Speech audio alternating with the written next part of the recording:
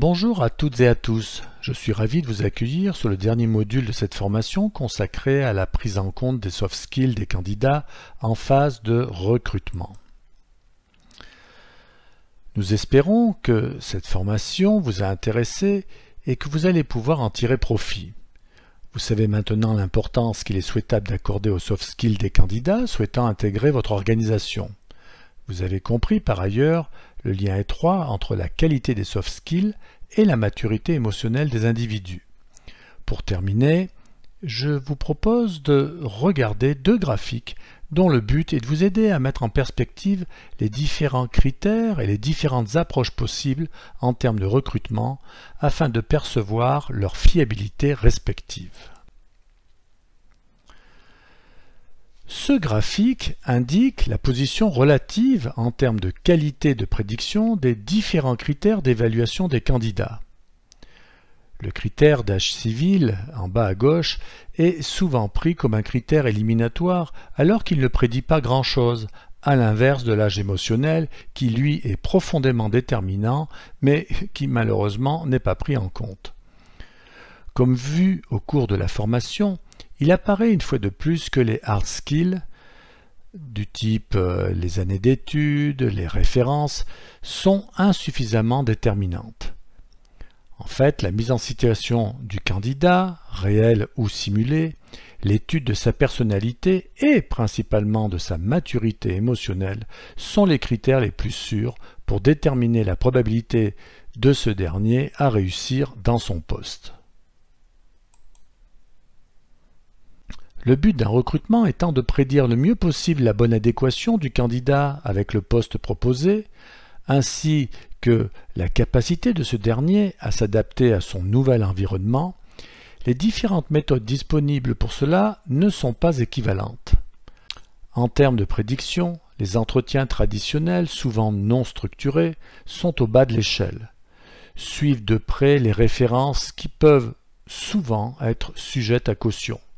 En effet, dans ce type d'exercice, pour que les informations soient fiables, il faudrait pouvoir évaluer le référent, son niveau d'exigence, ses capacités managériales, mais aussi les liens qu'il a pu tisser avec le candidat. Par exemple, une forte volonté d'aider, d'être sympa avec le candidat, pourrait l'emporter sur le désir d'objectivité. La fiabilité des prédictions augmente de manière sensible avec des entretiens orientés sur les compétences, la méthode STAR dont on a parlé. Ces entretiens permettent une exploration méthodique des compétences et des expériences du candidat. Ceux-ci peuvent être complétés par des questionnaires de personnalité et des tests d'aptitude. Les sessions d'assessment en haut du tableau permettent de cerner le profil des candidats en situation réelle ou simulée sur un ensemble important de critères et tout particulièrement sur des critères comportementaux.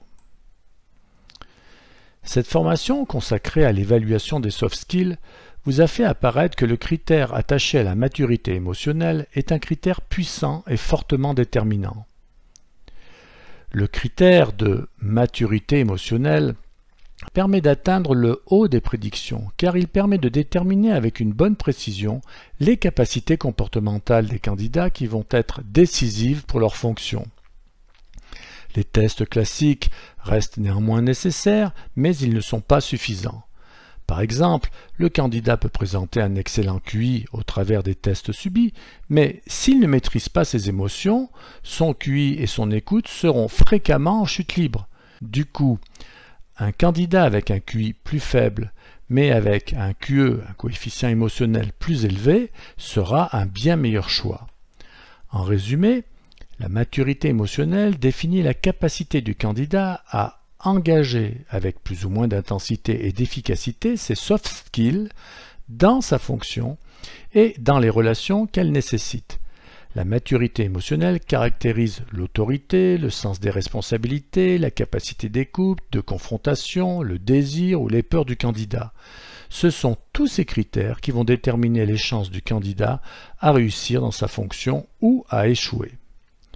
En conséquence, je vous invite à passer des entretiens croisés avec, à l'esprit, les techniques capables de vous permettre d'évaluer la maturité émotionnelle des candidats de sorte à pouvoir déterminer avec une bonne fiabilité les capacités de réussite du lauréat dans sa nouvelle fonction.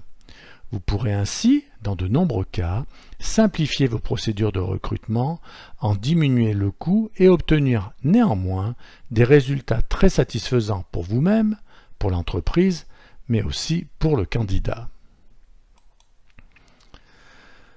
Eh bien, il me reste à vous remercier pour votre attention.